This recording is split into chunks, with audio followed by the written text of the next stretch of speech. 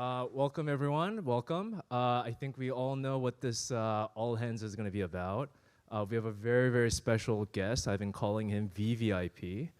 But yeah, the purpose of this is for us to show our immense gratitude for, you all know him as P1. You will know more about him today. And also for them to just share the journey that they've gone through and just sheer excitement for sharing all the progress so far with you all. So I guess without further ado, I am going to introduce who you guys all know as Participant 1 or P1 onto the stage. So please welcome with a big round of applause.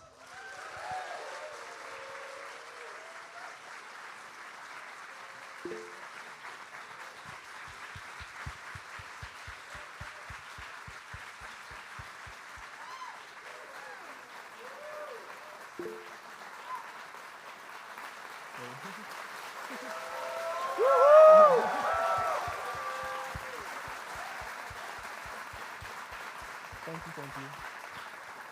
Cool. Is this on? Can y'all hear me? All right. Hello, humans. I wanted to start this out with a joke, but I didn't think you lesser beings would understand. So I'll just hop right in. My name's Nolan. I'm obviously the first person with the Neuralink implant. Thank you. It's been a wild ride. I think more than anything, I'm just impressed with all the work y'all have done. I did very little. I let them, cut open my skull and put something in my brain, and that's about it. I was asleep for all of it, so it was super easy. Y'all have been doing work for years, and I'm just so impressed with everyone I've met. And I don't know, it's amazing. It's amazing being able to tour everything and see, behind the scenes. It's fantastic.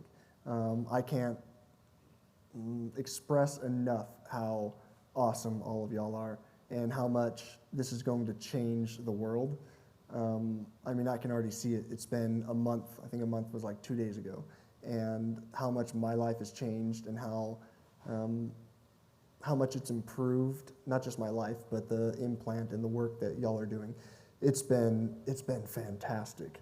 And I can only imagine where this is gonna go. And y'all are really doing just the coolest thing in the world. Like, I'm so happy to be a part of it. I feel so blessed to be a part of it. Like I said, I didn't do a whole lot to get selected. I just happened to align with everything that y'all wanted, that the study wanted, and so really it was luck, basically. And so at any point today, if y'all want to come talk to me, please come on up. I am basically like all of y'all, just with a bit of hardware in my skull. Bit more compute power, and that's about it. So, come on up, say hi. I'll ask you about how you got into this because I'm fascinated to hear all of your origin stories, is what I've been calling it. And yeah, I think that's about it. Good work, everyone. Yeah.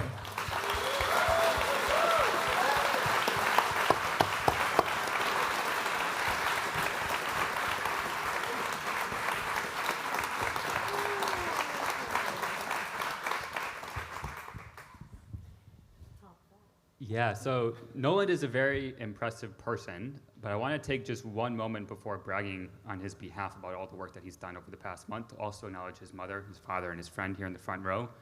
I've spent probably 8 hours a day plus at their home the last sort of month-ish, and I just want to acknowledge that none of this would happen without them. I mean, literally none of it, and it's a team effort the whole way.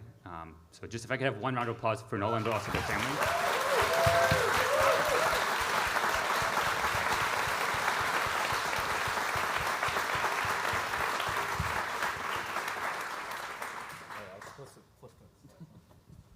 Yeah, and then I want to just talk briefly. It's sort of impossible task to try to summarize the quantity of data and the impact that Nolan and his family have had over the last month, not just on Neuralink. I want to be clear, not just on Neuralink, but on the entire industry and what it means for the field in general.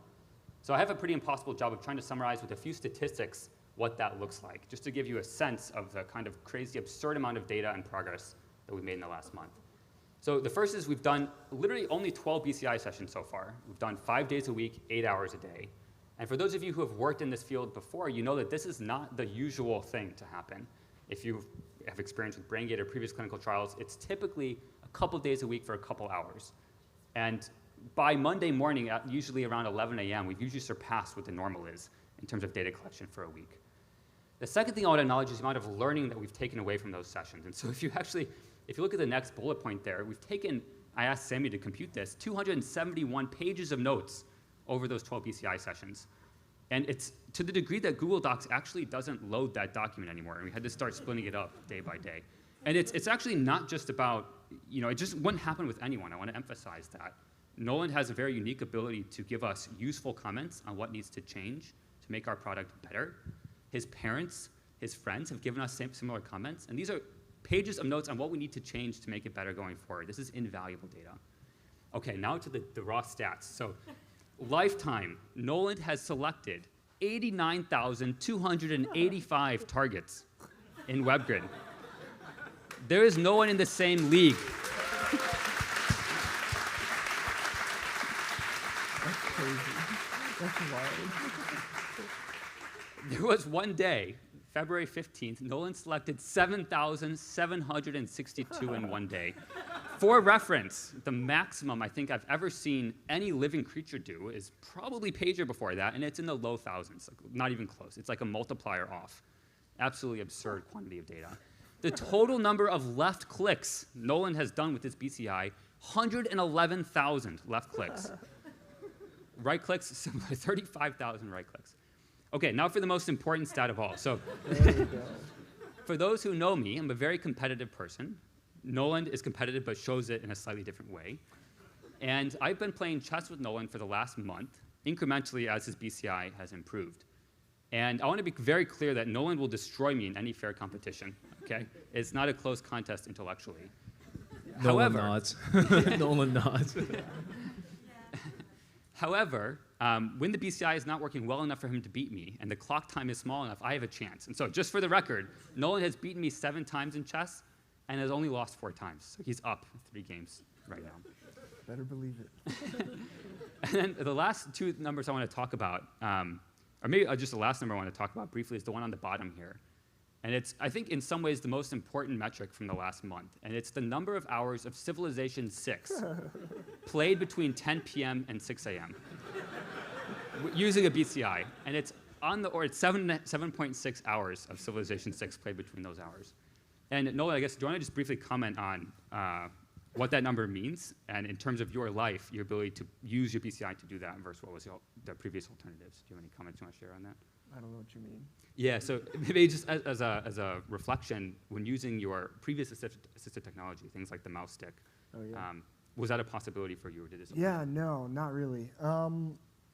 So there are a lot of problems that arise with using other assistive technology. Basically what would happen is, say I was using my mouth stick, and if y'all don't know what a mouth stick is, it's basically just a stick that I hold in my mouth. And I can touch, has a little piece of fabric on the end of it basically, and I can use it to touch like my iPad or something. If I were to use it for that long, I run the risk of getting pressure sores. It is basically impossible because I have to sit in one position for that long, and that is just not how my body works.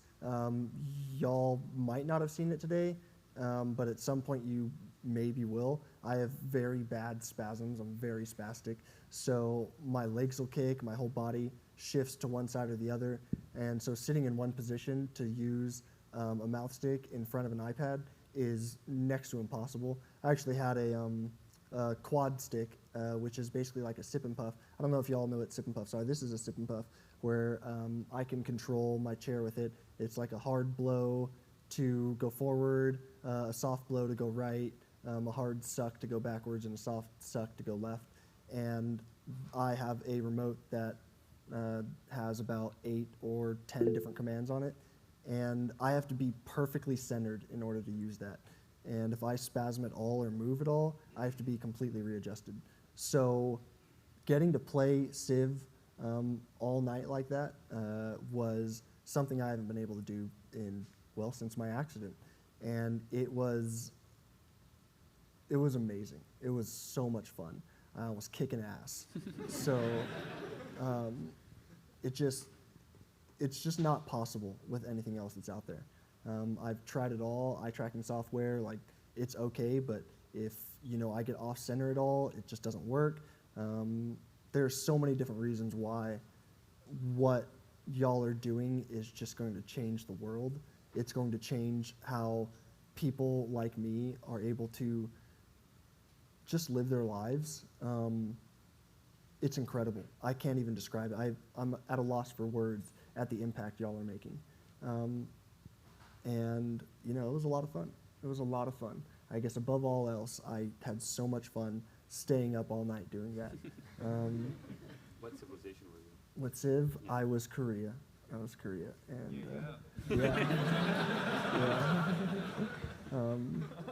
yeah, it was great. It was a lot of fun. Yeah. It was a lot of fun. Yeah, I mean, beating him at chess isn't that fun anymore.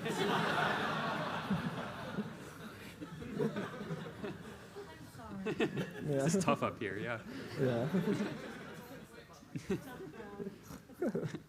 All right, so I want to just briefly go through a few, at least moments that gave me goosebumps throughout this trial, and just talk about at least what they meant for me personally, but also the industry. And if no one have any comments along the way, please feel free to jump in. Yep. So the first one here is. Whoa. Can you do that again? Yep. 1, 2, 3, go. Oh, wow. Right there. Yep. So this happened one day after surgery. So this is in the ICU, literally probably, I don't know, 12 hours or something after surgery, not that long after surgery. And yeah, maybe you want to just explain what you're doing in this video? Yeah, so y'all put basically different channels up in front of me, and I could see certain spikes. And I was just trying to play around with, different movements, and imagined movements, attempted movements, just to see if I could see anything. And I was just trying to move my wrist, and I noticed a yellow spike, and I thought it was super freaking cool. And so I showed them all, and they were all really impressed. They clapped for me, which was very unnecessary. But it was awesome. It was really, really cool. Yeah. It was pretty sweet. Maybe just for people watching, if we play this one more time, the spike is in the upper right corner. Right, It's the third one. It's a yellow. I think it's a yellow one. spike. Yeah. I'm not sure I'm going to have the ability to play it again, but here we go. Whoa. Can you do that again? Yep. 1, 2, 3, go. Oh, wow. Right there. Yep. So cool. So cool. Yeah. Yeah. Okay, cool. And now the next video I want to show is actually a couple of days later. We're at the VRBO that the family rented in Scottsdale doing some initial data collection from the device. And what you'll see in the video, most importantly, is the dog Gracie, who is just an absolute all-star of a dog. But the bigger picture I want to convey with this video is that it's outside. This is by a pool that this research session is happening, where this initial data collection is occurring. And this is something, basically BCI has exited the lab. That's the point of this video.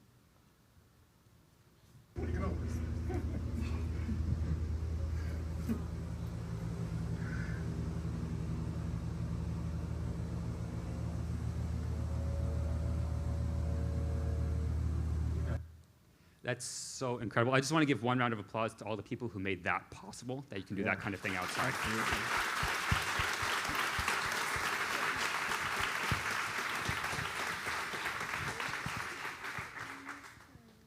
All right, the next video I want to show, it's actually, it's a very special moment to me because it's the first time that Nolan is getting control of the computer cursor on the screen. So what you'll see in this video is Nolan actually exiting the calibration experience and getting control of the cursor for the first time. So here we go.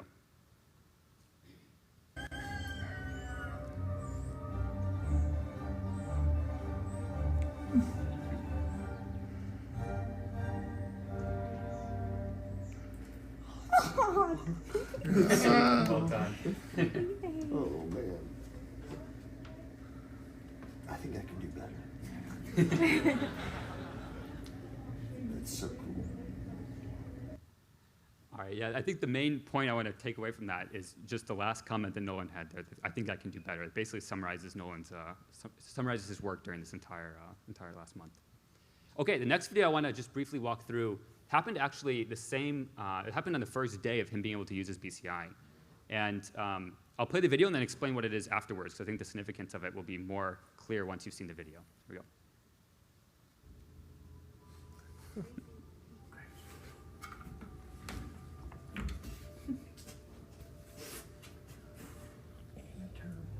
do you feel about that speed? Should I It's good. No, I think I like it.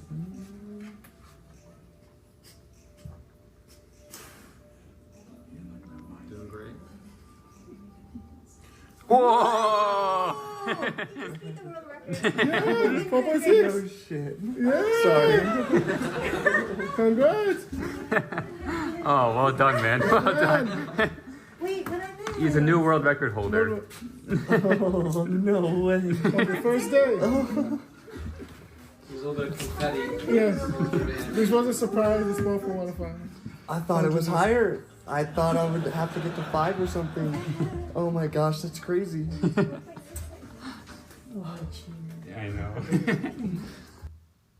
Yeah, so I think this is a remarkable technical achievement, but the thing I want to highlight about this is actually that this happened on like hour 7.5 of that day. And I just want to call out, again, this is not a typical thing to have the kind of determination and grit required to do this, and it's just a remarkable testament to Nolan that on the very first day he had access to this thing, he blew the previous thing out of the water. It's ridiculous. So yeah, one big hand for Nolan, please.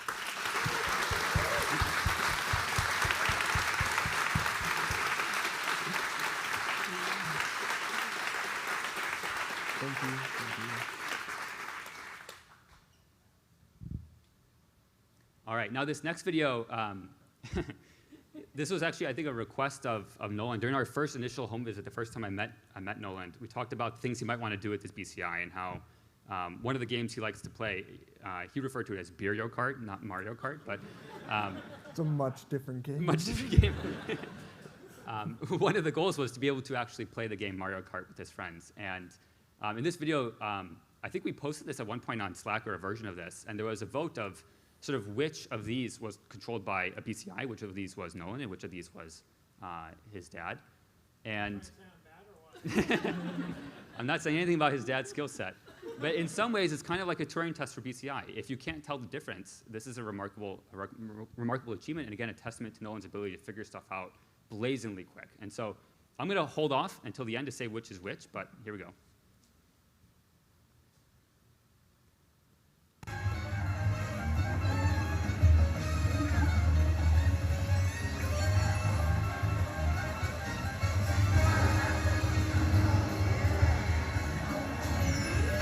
Shots, guys. Chris Kyle over here. Oh no. Dang it, you just All have right, to get up we to have a new it. model for you for this next one. All right, Ready? cool. Yep. Hopefully we can get that drift. All right, so Nolan was the guy on the right, the one who sniped that dude with the green shell halfway through. And also the guy who I'll mention has the best taste in which player to play as in Mario Kart. Try Bowser for the win. I would like to just really quick, for those of you who don't know what Beerio Kart is, so if you've never played, it's Mario Kart, except everyone starts with a beer in hand, and you're not allowed to drink and drive. So you have to pull over and drink your beer periodically, and you have to finish it before the end of the race. And that's it. And so I've wanted to play that. It's so much fun. If you've never played, I would say we could have a little tournament in the office, but I'm not sure how y'all feel about your employees getting drunk. But it's so much fun. Just What's wanted the to throw what's that the out winning strategy here? there. Chug it all. Just chug Yeah, it. just Yeah. in the beginning. Yeah, shot. Oh, wait, you can't. But you can't drink and drive. You can't. Yeah. So you just stay there, you shotgun it, and then you drive. And hopefully you're not too jacked up to be able to finish the race. But that's it. That's it. It's so much fun. Okay, that's it. That was it. Yeah, maybe we'll have that set up later. Yeah. Okay. Okay.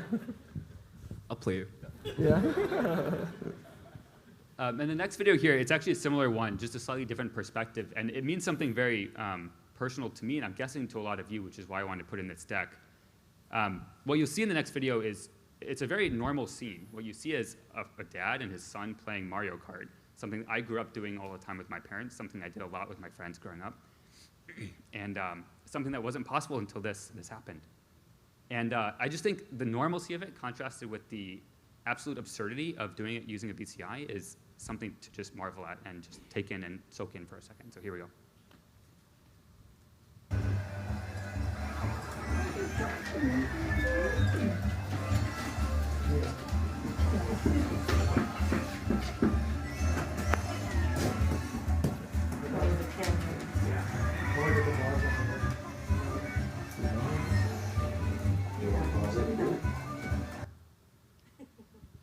It still blows my mind that Yoshi here has been controlled without moving any hand at all. It's just completely using BCI.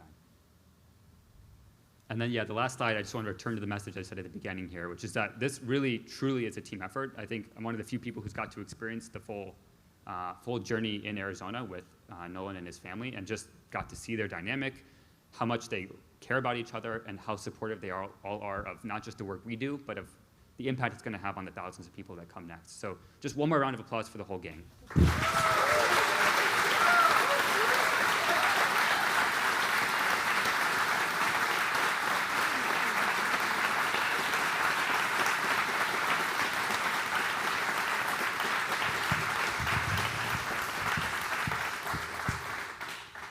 All right, and now I think we're about to jump into Q&A, and so I'm going to be the first person to ask a question here, and then I'll hand it off to In Young, wherever he is, to come up here and help with this.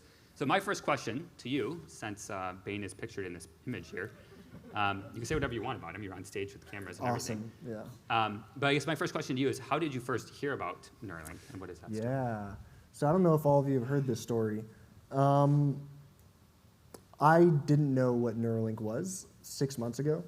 My buddy Bain, after my accident 8 years ago, almost 8 years ago, he's a biology major. He ended up working in a neuroscience lab, and he got really into everything that y'all are doing. And about 5 months ago, he called me in the middle of the day, and he was already kind of slurring his words. So I was like, something's afoot. And he told me that Neuralink had been approved by the FDA, and y'all had opened up human clinical trials, and that I should apply for it. I was like, what the hell is Neuralink? Tell me about it, and he did. I guess the best part of the story is that he was wasted when he did it. He was drunk and calling me at like noon. And I was like, why the hell are you drinking at noon? I guess he was trying to prepare himself for a wedding that he was going to. It's like, I need to test to see how much I can drink before I get drunk. Yeah, it was for science. Yeah, it was.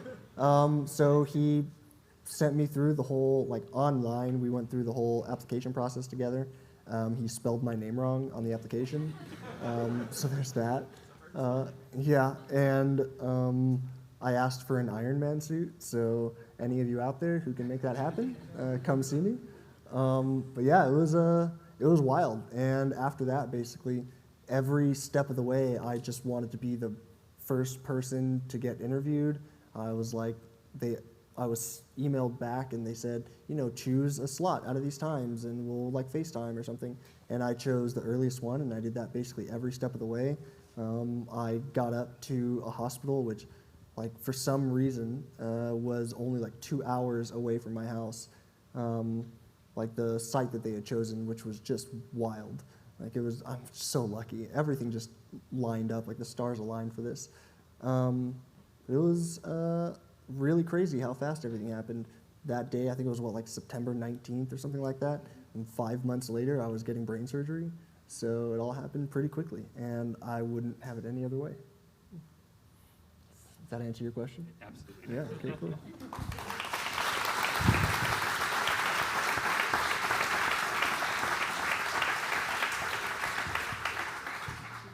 All right, so we'll open it up to Q&A. Scan the QR code there, or if you have a question, raise your hand, and I'll bring the mic over to you. Oh, yeah.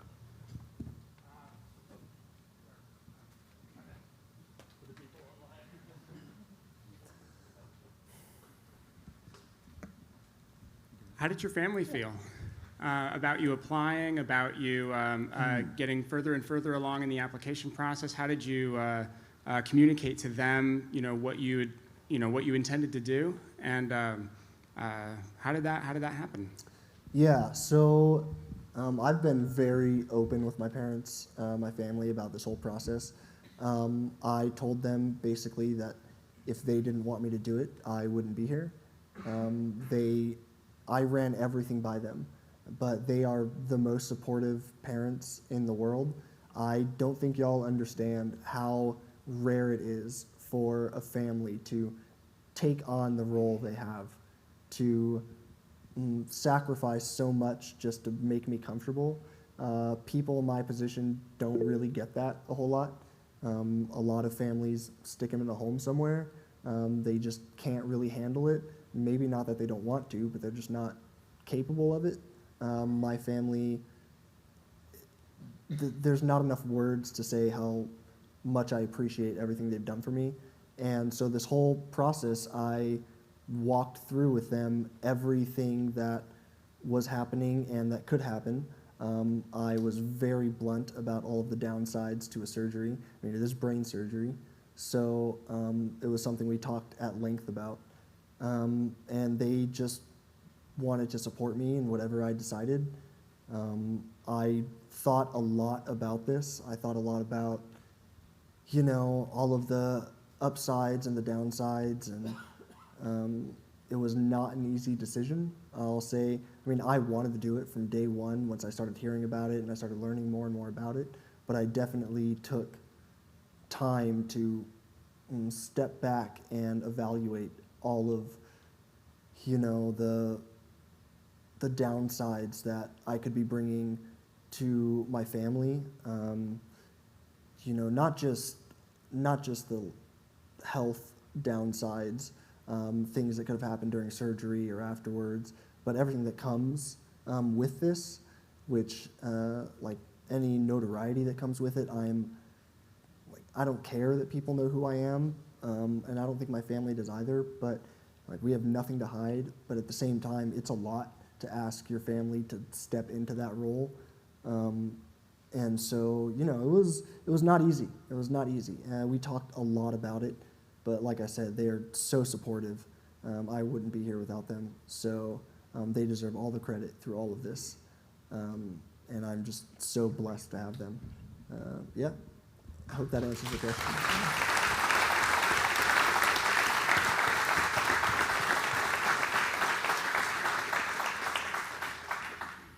All right, I'm just going to read the next question from here. What does it feel like to move the cursor with your mind? It's freaking wild. It's hard to explain, honestly.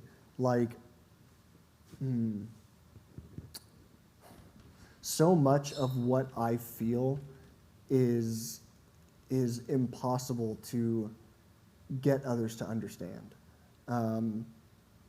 So right now, I can feel myself moving my index finger.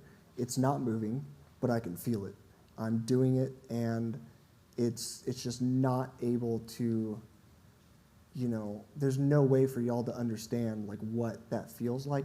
I can explain it, I can try, but there's just no way. And seeing that translate onto a screen and being able to move a cursor it's such a wild, wild feeling. It's like not being able to explain this to y'all. It's hard, it's very difficult, but then you can see it happening real time on a screen, and so there's a connection there. I feel like I'm showing people how amazing this technology is by, I don't know, just thinking. That's crazy. I remember when I first got control, and I was moving it with my mind. So there's a difference between attempting to move it versus imagining to move it. Attempting, I feel like, is kind of cheating. It's probably not, but when I attempt to move something, does feel like I'm moving it with, say, my hand or my wrist, even though you can't see it. To me, I can feel things in my arm moving around, maybe that you just can't understand, I guess. But when I first moved it just by thinking, it blew my mind for like a day. Like I just could not wrap my head around it. It was so cool. I can talk at length about this, like what it actually feels like, and y'all like come up and ask me as many questions as you want, because this is not an easy thing to answer. It is very, very complicated, like what I'm feeling and what I can explain to you. It feels very cool, I'll say that. Yeah, I don't know. I don't know if that probably doesn't answer your question, but it's kind of a very difficult thing to answer. I don't know. Sorry. Nolan, Yeah. Yeah, what's up? sorry, I'll let everybody applaud. No, you don't need to, please. Oh,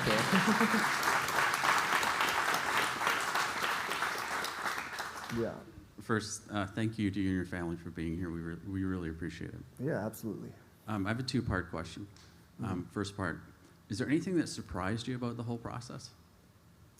Yeah, how fast it was. Y'all move at light speed. Like it was crazy. Like you don't go from applying for something to brain surgery in 5 months. Like that just doesn't happen. At least not in my experience. It was crazy how fast everything moved. And I think everything was basically set in stone kind of around December. So that was, 3 months after I applied. And then there was just a lot of like waiting around.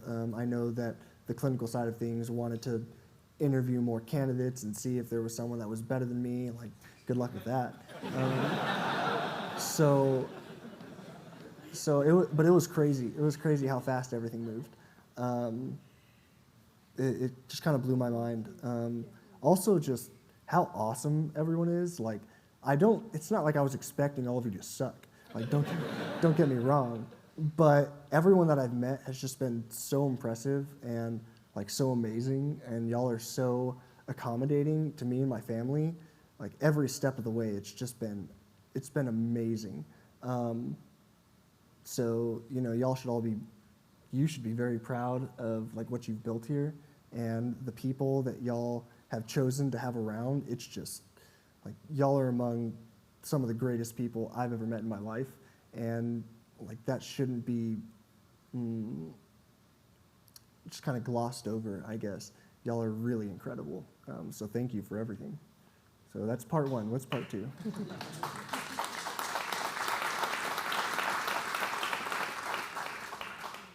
Thank you. And part two is, you're the first patient to have received one of our devices. Mm. What advice would you give to the second patient?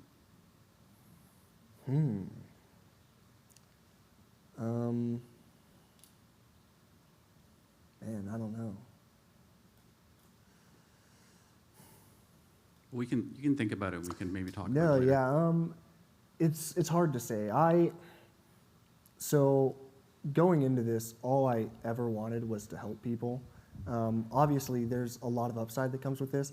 In the consent forms and everything that I signed, basically they flat out say there's no upside to this, and I'm like, that's a lot of BS. Like, there's a lot of upside, but they basically want me to go in understanding that anything could go wrong at any moment, and you could be out of this study at the drop of a hat, basically. So don't put too much stock in what you're going to get out of this. It's really hard not to, because I've seen how amazing all of the technology is. I've seen, like, I don't know, I've glimpsed what the possibilities are, and now it's hard to live any other way. So I would say to the next patient, the next candidate, just to enjoy it as much as possible, because it is so much fun working with y'all. Like, I can't describe how much fun I've had with Bliss and Near and Sammy and Beata and Harrison. Y'all coming to my house and like just can I cuss? Am I allowed to do that? Okay. Just like shooting the shit at my house. like y'all are, it's just so much fun. Like 8 hours of work feels like nothing. And I know that y'all might look at me and think, are we pushing him too hard? Like 8 hours a day is a lot. Like it doesn't feel like that. I could keep going and going.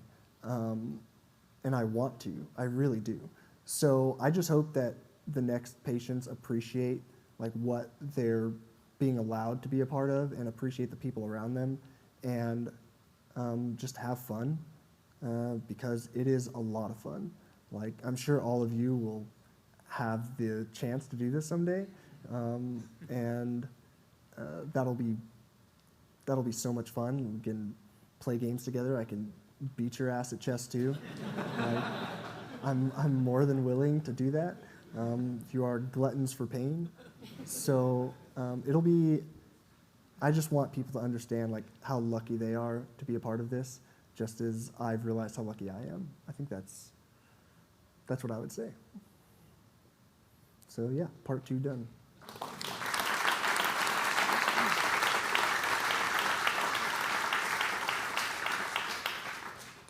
All right, I'll read off one more from the Slido. So what are some capabilities you'd like to see in future iterations of the device?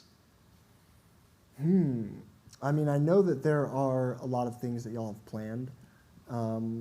So all of that. I mean, the Optimus robot sounds so cool. Like, and not just how cool it is, because it is freaking awesome, but at the same time, it'll change, like, specifically quadriplegics' lives. Having a full-time nurse is something that is not possible for people like me. I'm so lucky that I have my parents and my brother and other people who work with me around the clock, but most people don't have that. And I can just imagine having an Optimus robot as like just someone that's there all the time that can help you with whatever you need. It's gonna, oh my gosh, it's gonna change so many people's lives. It's gonna be amazing.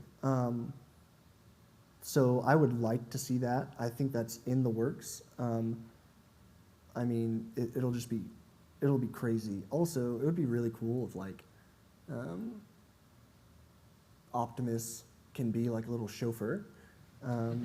Like I'm thinking like, hey, get me one of those Cybertrucks and have him toss me in and have the Cybertruck have like an eject button, and y'all can like it'll be great just to travel around. Like I basically have to have a group of people around me all the time to get me to go anywhere. Like I'm from Arizona, if y'all don't know, so like driving up here was a 10-hour drive, and I loved it. I didn't mind, but the people around me, not so much.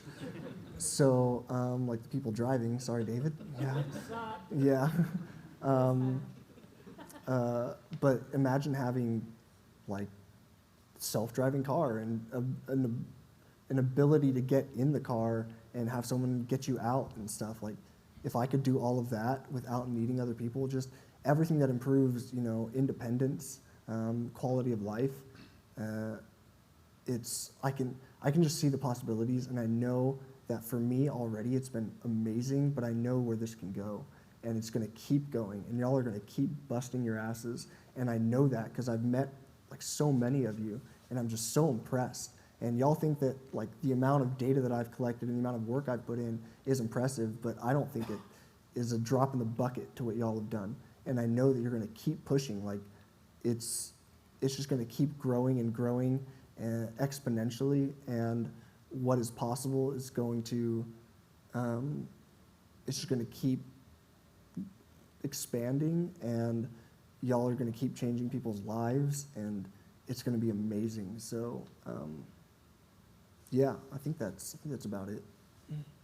Nolan, I don't know how you did this, but I think you did tap into Elon's master plan, which is, when you can imagine a future where you buy a Tesla, it comes with an Optimus robot that has a SpaceX, rocket engine attached to it that you can control the chauffeur with Neuralink implant going through a bunch of tunnels. Yeah, I mean, I mean, that's the vision, right? Yeah.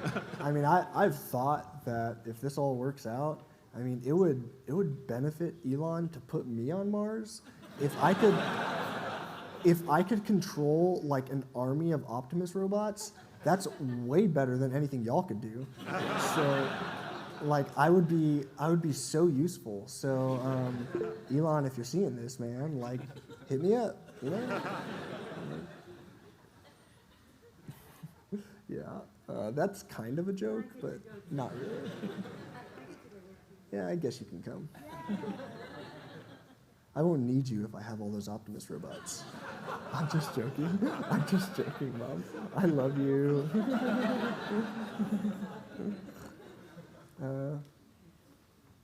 Anyone else? Hi, I'm Alex. I'm on the robotics team here. Hey, Alex. I'm Nolan. Nice to meet you. Nice to meet you too. Speaking to your recovery after surgery, in the days after that, were there any parts of that were particularly difficult, or any parts that you expected to be hard that were easier than you thought they would be? Yeah, brain surgery was easy, man. Like, I was expecting a much longer recovery time, and they kicked me out of the hospital like a day later. I was like, are y'all sure? Like you don't need to keep me for observation or anything? They're like, no, you're good. Like, put some like Aquaphor, that's what it is. Put some Aquaphor on it, you'll be fine. Don't wear hats for a while. It's like, okay, like, that's fine. It really sucked not being able to wear a beanie for like 2 weeks. Outside of that, like, that was the hardest thing I experienced, honestly. It was so easy. I don't know, like, I just expected it to be way, I don't want to say more invasive, because it's brain surgery. I don't know how much more invasive could you get, but it just did not seem like that. Like, I went into that surgery, 2 hours later I was out. I was drugged up on, anesthesia for like a couple hours, and after that I was ready to go. It kind of sucked not being able to use the BCI to its full capacity early on. I think we had to wait like 10 days for it to charge, for me to be allowed to charge it. So all of our sessions were like, I don't know, an hour or something like that, and that sucked. Like, I was ready to go. Like day 1 out of surgery. It just wasn't that bad. So anyone that's thinking about getting this, like, do it. It was so easy.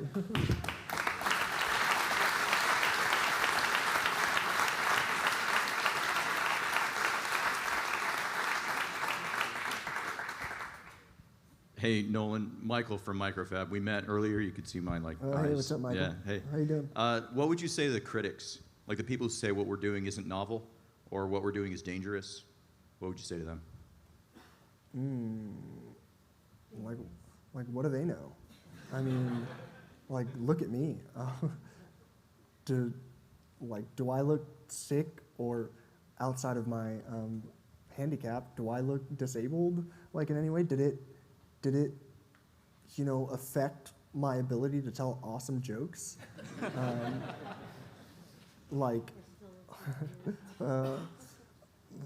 Fun little story. I know I shouldn't have done this. Right out of surgery, the first time I saw my mom, she walked in, and I looked at her and I was like, "Who are you?"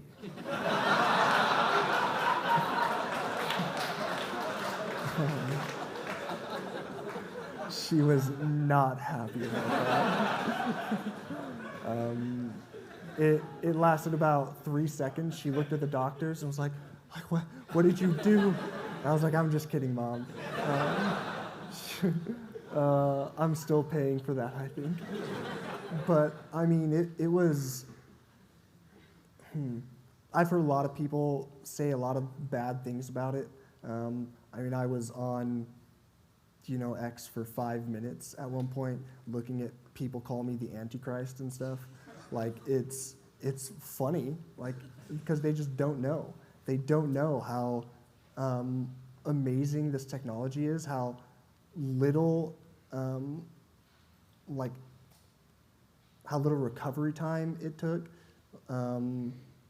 just how easy the whole process was. I mean, granted, maybe because I'm P1, everything was just so smooth. Like, y'all freaking move mountains when you need to, and that's amazing. But this is just, it's such amazing technology, and it was so simple that I feel like this thing should be out on the market today. Like, I know y'all have a lot to do, and there's a lot of improvement to come. But like, after that surgery and after that first day, I broke that world record and, you know, continued to break it like every day for a week straight and just kept climbing. Like, they should have looked at that data and been like, all right, like, that's enough. We can stop the study now. Like, that's how I feel, at least, and how much it's helped my just life already, like my quality of life. Like, I freaking played Civ for like 7 hours one night. That was awesome. Like, I would never be able to do that otherwise. And sure, like, we're still working out the kinks and stuff, but once we get this figured out, like, there's no reason for it not to be out there, I don't think, at all. Maybe y'all know something I don't. But for the most part, I think, like, no one should be afraid of this. I wasn't.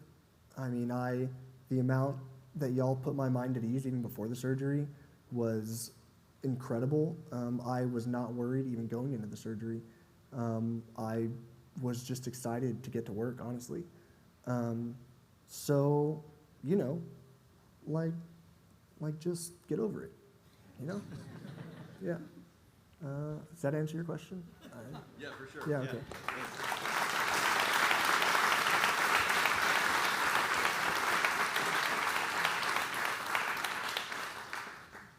All right. So do you feel the implant in any way? Yeah, I mean, we have whole conversations together.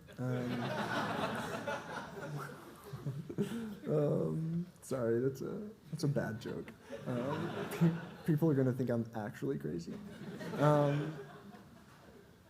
No, a little bit. I mean, I can feel it when people like bump up against it or something. There are certain things that I can feel. You know, I don't know. It's hard to describe. I mean, there's something in your brain, so you can feel it a bit, but not as much as I would have thought. I would have thought it was just like a feeling that you'd have constantly, and it just doesn't go away. I mean, I'd read a lot of the negative stuff about this before the surgery, about, you know, all the terrible things that y'all were putting the monkeys through and how awful it was, you know, monkeys like picking out their implant and rubbing it on the ground and all sorts of stuff that just, after talking with the monkey people today, I realized how just wrong all of that is. I'm glad I asked, because now anyone that asks me about it, I can just say, y'all are a bunch of idiots. Like, those monkeys are taken care of, like, they get better treatment than I do. I've been asking since day one for banana smoothie, and I still haven't gotten it. So, just like to throw that out there, guys. But outside of that, I don't feel it at all, really. Like, very, very minimum impact on my life or anything. I think that's about it.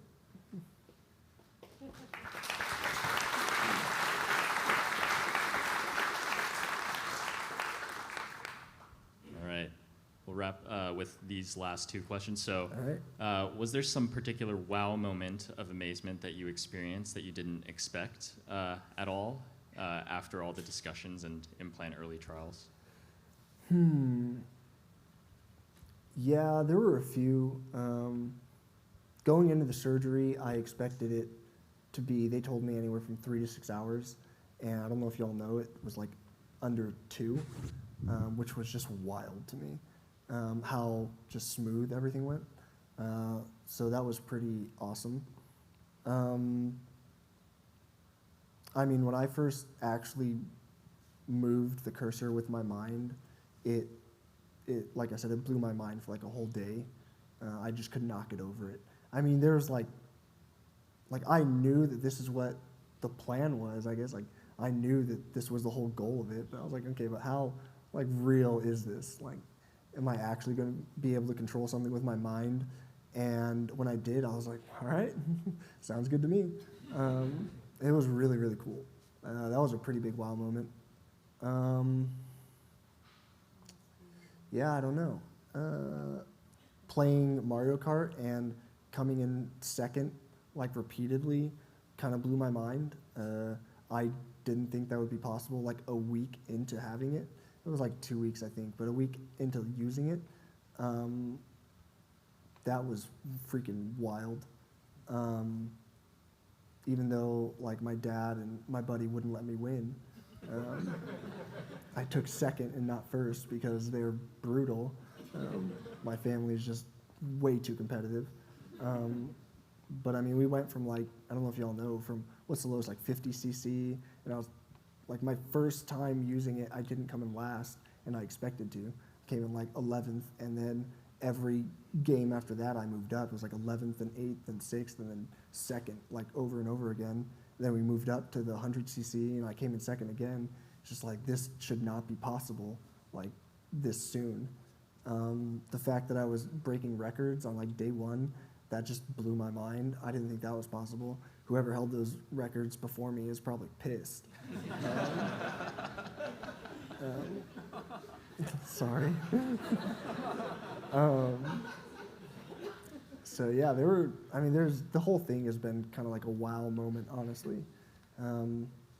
It's hard to pick one, but it's just been so much fun. Yeah, I think that's it.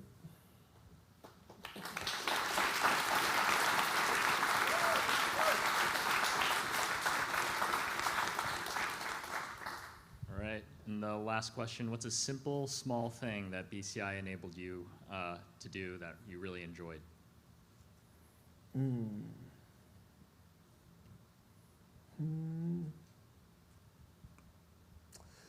I mean, I don't know if y'all would call playing Civ simple or small, but when I was able to play that weekend, I think I played it like 2 nights in a row, 7 hours one night, like another few hours, 4 or 5 the next.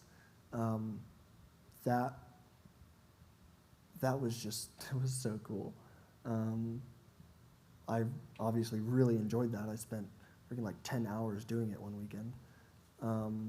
Something I never thought I would be able to do again. I'd tried playing Civ a few times since my accident, and like my buddies can tell you that it's just a couple hours, maybe tops, that I was able to do it, and it was frustrating the entire time. Being able to play it for so long like that, and being able to play it like while I was in bed, not needing any help from anyone, not needing to be adjusted, not needing to ask, my parents or my brother to get up in the middle of the night and come, help me out. Being able to play it past the time they went to bed was just, it's life-changing. It really is. It makes being, it's going to sound kind of crazy, but it makes being paralyzed really not that bad. I think I have a really easy life. I just lie around and people do things for me, which is, pretty nice. So, anything that makes me more independent, I'm all for. And this is, probably going to make people like me the most independent that they might ever be until it all gets cured. And I think that's a very real possibility. I know where this is going, and it's gonna, like just thinking about someone, say, breaking their neck or dislocating their neck, going into a hospital, and 2 days later, like getting surgery, getting an implant, something, 2 days later, walking out, like that is just, it's such a real possibility now, and that it makes me like so happy that other people don't have to go through this.